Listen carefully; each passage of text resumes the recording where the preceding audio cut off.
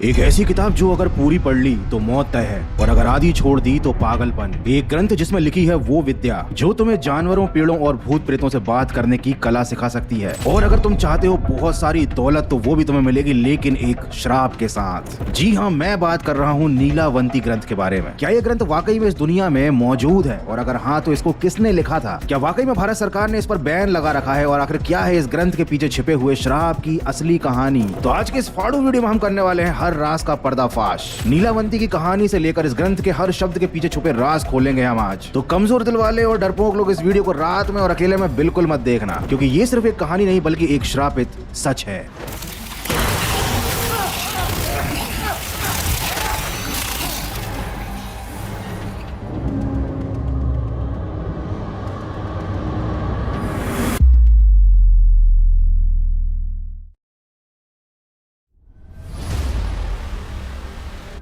जब लोग नीलावंती ग्रंथ की बात करते हैं तो उसमें नीलावंती को एक गुप्त तांत्रिक शक्ति के रूप में दर्शाया जाता है। ये एक ऐसी दिव्य स्त्री होती है जो कि पेड़ पौधों से, जानवरों से और भूत पिशाचों से बात करने की शक्ति दे सकती है। जब मैंने इस बारे में और पढ़ा तो मुझे मालूम चला कि नीलावंती एक यक्षिणी थी। कुछ यक्षिणी रक्षक होती हैं, कुछ सिद्धियां देती हैं और कुछ तबाही ला देती है जिंदगी में। जिनको नहीं पता बता देता हूँ कि यक्षिणी ना पूरी तरह से देवी होती है और ना ही पूरी तरीके से राक्षसी। ये प्रकृति की वो रहस्यमयी शक्ति होती है जो दिखने में काफी सुंदर और शक्तिशाली होती है, लेकिन कभी कभी इंसानों के लिए बहुत ज्यादा खतरनाक होती है। इसको ऐसे समझो, अगर देवियां हैं शक्ति तो यक्षिणी है गुप्त शक्ति। और अगर तुम यक्षिणी के बारे में और ज्यादा डिटेल में जानना चाहते हो तो मैंने ऑलरेडी एक वीडियो इस पर बना रखा है। तो अब सवाल ये उठता है कि आखिर नीलावंती नाम की इस यक्षिणी ने यह ग्रंथ क्यों लिखा? क्यों उसने अपना सारा ज्ञान एक ग्रंथ में लिख दिया और बाद में उस ग्रंथ को खुद ही श्रापित भी बना दिया? तो इस श्राप के पीछे की जो सच्चाई है वो जानने के लिए हमारे पास बस एक तरीका है, वो है इंटरनेट। और इंटरनेट पर इस यक्षिणी से रिलेटेड एक कहानी बहुत ज्यादा वायरल है। तो चलो जानते हैं कि आखिर यक्षिणी मतलब नीलावंती की कहानी है क्या। ये कहानी है नीलावंती नाम की 5 साल की बच्ची की, जो बचपन से ही बाकी बच्चों से काफी ज्यादा अलग थी। उसे जानवरों की भाषा समझ में आती थी। वो सांप, नेवले, बिच्छू से गुप्त खजानों के बारे में पता लगा लेती थी। लेकिन ऐसा नहीं था कि नीलावंती को पैसों का या खजाने का कोई लालच था। ये तो उसके पास एक शक्ति थी। और साथ ही साथ जब वो बड़ी हुई तो वो भूत प्रेतों और पिशाचों से भी बात करने लगी, और उनसे बात करके वो किसी भी इंसान का भूत यानी पास्ट और भविष्य भी जान सकती थी। लेकिन जैसे जैसे वो बड़ी होती गई, लाइफ की कॉम्प्लिकेशंस और ज्यादा बढ़ती चली गई, क्योंकि ये भूत पिशाच उसे सपनों में भी दिखने लगे। वो सपनों में उसे आकर मंत्र सिखाते, गुप्त विद्याएं सिखाते। और एक दिन उसे सपने में बताया गया कि वो कोई इंसान नहीं बल्कि एक यक्षिणी है, जो कि एक श्राप के कारण इस धरती पर फंस गई है इंसानों के रूप में। उसे बताया गया कि नदी के पास एक पुराना बरगद का पेड़ है, जहां पर जाकर वो सिद्धि प्राप्त करके अपने वापस जाने का रास्ता खोल सकती है। लेकिन तभी कहानी में आता है एक ट्विस्ट, जो ट्विस्ट है पिशाच और श्रापित प्यार। जब वो पेड़ के पास जा रही होती है तो रास्ते में उसकी एक व्यापारी से मुलाकात होती है। वो व्यापारी उस पर मोहित हो जाता है, शादी की रखता है उससे शर्त। अब चूंकि नीलावंती को भी उस पेड़ के नीचे लंबे समय तक साधना करनी थी और कोई ना कोई उसे ऐसा चाहिए था जो कि बाकी समय उसकी जरूरतों का ख्याल रखे, तो फिर नीलावंती शादी करने के लिए मान गई। लेकिन उसने ये शर्त रखी कि रात के समय मैं साधना करने के लिए जंगल में जाती हूँ, तो तुम मुझे जंगल में जाने से नहीं रोकोगे। अब व्यापारी तो नीलावंती पर लट्टू हो गया था, तो उसने उसकी हर बात को स्वीकार किया। दोनों ने बढ़िया शादी करी, साथ रहने लगे। रात में आकर पेड़ के नीचे अपनी साधना करती थी नीलावंती, और साथ ही साथ उस व्यापारी के कहने पर अपनी सारी विद्याओं को एक किताब में भी लिखती जा रही थी। वो अब यक्षिणी को अपनी सिद्धि प्राप्त करने के लिए जानवरों की बलि भी देनी पड़ रही थी, और चूंकि वो जानवरों से बात कर सकती थी इसीलिए जानवर उसकी बात मानकर आराम से बलि देने को तैयार हो जाते थे। लेकिन एक दिन गांव वालों ने उसे रात में ये सब करते हुए देख लिया, जानवरों की बलि देते हुए, रात में पेड़ के नीचे साधना करते हुए। तो लोगों को लगा कि शायद भाई ये कोई डायन वायन है। तो गांव वाले पहुंच गए अपनी मशालें और अपने हथियार लेकर उसका खात्मा करने के लिए। अब नीलावंती की साधना ऑलमोस्ट पूरी हो चुकी थी। उसके अपने लोक में या अपनी दुनिया में जाने का रास्ता बस खुल ही गया था कि गांव वाले इससे पहले कि उसे रोक पाते उस व्यापारी ने आकर गांव वालों का रास्ता रोक लिया, और वो व्यापारी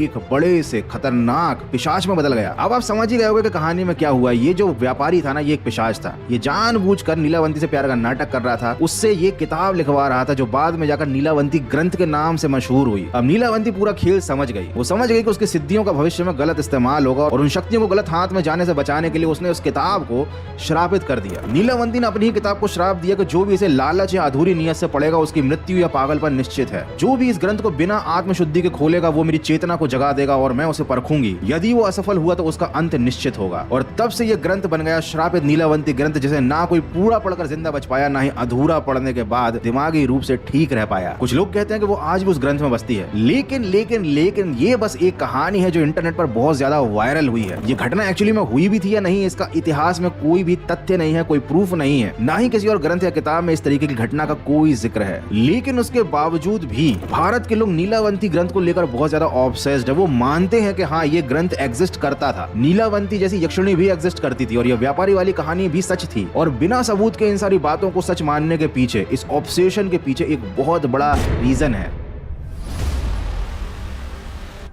तो द रीजन इज लालच, ग्रीड। चूंकि सबको मालूम था कि भैया नीलावंती ग्रंथ से जब आप शक्तियां प्राप्त करोगे तो आप गड़े हुए खजाने के बारे में पता लगा सकते हो, समय में आगे या पीछे जा सकते हो, भूत या भविष्य की चीजों के बारे में पता लगा सकते हो, और इससे इंसान वो सब कर सकता है जो वो हमेशा से करना चाहता है। और इसी चीज का लालच आज तक इस ग्रंथ को और इस ग्रंथ से जुड़ी हुई हर कहानी को जिंदा रखे हुए है। सोचो हमारे देश में कितने ही लोगों को शौक है ग्रंथ पढ़ने का, कितने ही लोगों को शौक है वेदों को, पुराणों को पढ़ने का। आज के जमाने में तो लोग नॉर्मल किताब भी पढ़ना पसंद नहीं करते, क्योंकि भैया दिन भर तो उनका टाइम इंस्टाग्राम पर रील देखने में निकल जाता है। लेकिन जब बात आती है खजाने की, बहुत सारे पैसे की और बहुत सारे सोने चांदी जेवरात की और सुपर नेचुरल पावर्स की, तब इंसान कोई भी किताब पढ़ने के लिए तैयार हो सकता है। और यही बात इस ग्रंथ को स्पेशल बनाती है। मेरे कहने का मतलब ये नहीं है कि इस तरीके की शक्तियां या इस तरीके की चीजें पहले एग्जिस्ट नहीं करती थी। डेफिनेटली ये पॉसिबल है कि ये नॉलेज, ये विद्या पुराने भारत में एग्जिस्ट करता हो, जहां पर लोग जानवरों से, मरे हुए लोगों से बात कर सकते हो, पेड़ पौधों से बात कर सकते हो। बट अनफॉर्चुनेटली ना ये नॉलेज किसी नई जनरेशन को पास हुआ, ना ही वो लेगेसी किसी को पास हो पाई। पास हुई तो बस एक अफवाह, एक कहानी। आई नो कि मुझे मालूम है मैं तुम्हारा दिल तोड़ रहा हूं, तुम तो यहाँ पर एक भूतिया कहानी सुनने आए थे, जैसे कि बाकी के यूट्यूब के वीडियोस में सुनाई जाती है, मसाला छिड़क के एक भूतिया सी कहानी यक्षिणी के बारे में, जो इस बात की उम्मीद जगा देती है कि हाँ, इस दुनिया में ऐसी किताब है, ऐसी शक्तियां हैं जो सफलता का शॉर्टकट है तुम्हारे लिए, जो तुम्हें रातों रात एक सुपर नेचुरल पावर्स का स्वामी बना सकती हैं और करोड़पति बना सकती हैं। But to be very honest, ऐसी चीजें एग्जिस्ट नहीं करती, और करती भी हैं अगर एग्जिस्ट तो केवल इंसानों की फैंटेसी में। देखो सही बताऊं तो ऐसा कोई मंत्र नहीं है जो किसी की किस्मत बदल दे एक झटके में। और अगर वाकई में ऐसा कोई मंत्र है भी, ऐसा कोई ग्रंथ है भी, तो उसे इतना छुपा कर रखा गया है, उसकी असली जो ओरिजिनल कॉपीज है ना, वो इतनी हाइड करके रखी गई हैं कि तुम्हें कुछ भी नहीं मिलने वाला। इंटरनेट पर जो तुम कॉपीज पढ़ते हो ना, पीडीएफ पढ़ते हो, जो डाउनलोड करते हो, या जो भी तुम्हें मिलेंगी, वो सब फेक कॉपीज हैं। नीलावंती ग्रंथ आधिकारिक रूप से, ऑफिशियल रूप से गवर्नमेंट ऑफ इंडिया के द्वारा बैंड नहीं है। मतलब लीगली ये किताब पढ़ना, बेचना, खरीदना बैंड नहीं है। जो भी आपको वीडियोस में बताया जाता है ना कि ये किताब बैन कर दी गई है, ये है वो है, वो सब फालतू की बकवास करते हैं वो लोग। देखो एक्चुअली में इस किताब के बैन होने के पीछे की अफवाह उड़ी क्यों? ऐसा बताया जाता है कि इस ग्रंथ को पढ़ने से व्यक्ति पागल हो जाता है, या फिर मर जाता है, या फिर उसे दुनियादारी के मुंह को छोड़कर संन्यास लेना पड़ता है। क्योंकि इस किताब को पढ़ने के बाद वो इंसान हर उस चीज की आवाज सुन सकता है जो नॉर्मल इंसान नहीं सुन सकता। भगवान की मूर्तियों की आवाज, जानवरों की आवाज, पेड़ पौधों की आवाज। तो उसे संसार में इतना दुख, दर्द, अत्याचार दिखाई देने लगता है कि वो विरक्त हो जाता है। उसे लगने लगता है कि यार क्या बेकार दुनिया है, या फिर वो पागल हो जाता है क्योंकि वो उस चीज को हैंडल नहीं कर पाता। तो पुराने जमाने में चूंकि ये बात लोग जानते थे, तो माता पिता, भाई बहन या बड़े जो होते थे, वो इस तरीके की किताबों को पढ़ने से बच्चों को मना करते थे कि भैया तुम नहीं हैंडल कर पाओगे, तुम मत पढ़ो। तो ये जो डर है वो उसे बैन जैसा बना देता है। घर वालों ने बैन कर रखा था प्राचीन काल में, सरकार ने कोई बैन नहीं किया। तुम चाहो तो किसी भी ऑफिशियल साइट पे जाकर चेक कर लो, तुम्हें ऐसा कुछ नहीं मिलेगा। इंडिया में ऑफिशियली नीलावंती ग्रंथ जैसा कोई भी टेक्स्ट बैंड वाली लिस्ट में है ही नहीं। कोई सरकारी डॉक्यूमेंट, आरटीआई या लॉ अब तक इस ग्रंथ को ऑफिशियली बैन नहीं करता। एंड अगर ऐसा ग्रंथ एक्चुअली में एग्जिस्ट करता है तो मेरी यही इच्छा है कि इसे बैन ना करके इस पर रिसर्च की जाए, ताकि हमारा जो एंशिएंट नॉलेज है ना, वो आजकल के लोगों को पता चले। देखो जब बोला जाता है ना कि ये किताब बैन है, गवर्नमेंट ने इसको बैन करके रखा हुआ है, तो एक हाइप क्रिएट होती है, एक हॉरर, एक मिस्ट्री टाइप की फीलिंग आती है। अब बहुत सारे लोग सोचेंगे कि भैया ये तो ऑनलाइन भी अवेलेबल है, पीडीएफ है। तो रेडिट, कोरा, टेलीग्राम और डार्क कॉर्नर्स ऑफ यूट्यूब पर कुछ लोग ये बोलते हैं कि नीलावंती ग्रंथ की ओरिजिनल कॉपीज पीडीएफ में उनके पास है। लेकिन जब मैंने इन लोगों से पीडीएफ डाउनलोड करके चेक किया तो ये हिंदी, संस्कृत और मराठी भाषा का कुछ मिश्रण सा ही था। इसमें सेल्फ क्रिएटेड हॉरर इंसिडेंट्स लिखे हुए थे, अजीबोगरीब मंत्र लिखे थे जिनका कोई सेंस नहीं था, और साथ ही वेबसाइट्स वगैरह पर इस तरीके के फेक क्लेम्स दिए गए थे कि भैया इसको पढ़ के तुम पागल पागल हो जाओगे, ये हो जाएगा वो हो जाएगा, जबकि एक्चुअली में ऐसा कोई भी इंसिडेंट, जहां तक मैंने रिसर्च किया है, कोई भी ऐसा इंसिडेंट हुआ ही नहीं है कि कोई भी इस तरीके के पीडीएफ्स को पढ़ के या तो पागल हो गया हो या मर गया हो। तो अब आती है मेन बात कि हमने रिसर्च में क्या पाया। हमने Google books, national library archives और बैंड बुक की लिस्ट चेक की, रेडिट के थ्रेड चेक किए, हॉरर फोरम्स और टिकटॉक स्टाइल के स्टोरी फॉर्मेट्स तक देखे, यूट्यूब के चैनल्स के वो वीडियोस देखे जिन्होंने डिस्क्रिप्शन में इस तरीके की किताबों की पीडीएफ दी थी। हर चीज जांचने, परखने और पढ़ने के बाद तुम्हारा भाई आज भी पागल नहीं हुआ है, क्योंकि जब हमने उनके सोर्स वेरीफाई किए तो हमें कुछ नहीं मिला, क्योंकि कोई सोर्स था ही नहीं। ये जो कॉपीज मिलती है ना, ये कोई भी ऑथेंटिकेटेड कॉपीज नहीं है, ये सब फर्जी चीजें हैं जो